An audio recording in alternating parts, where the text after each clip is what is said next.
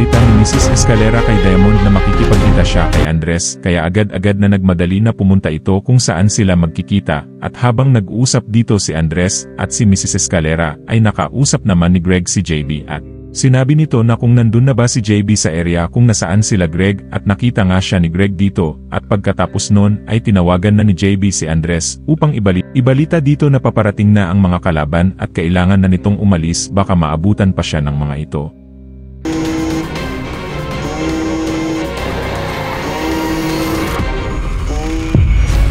Drive is the only way out of this mess. Kailangan natin gawin lahat para makuha yun. They're hunting down everybody on the Payola. And kasama ka sa master list, kaya damay ka.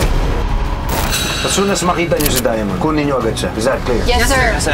JB, nasan ka? Are you sure wala ka pa dito sa area? Bilisan niyo na ang pagkilos, Greg, bago pa mapasa kanila ang hard drive. Papunta na sila dyan. Andres, kailangan mo na umalis dyan. Tigil mo na yan. Akin na yung hard drive.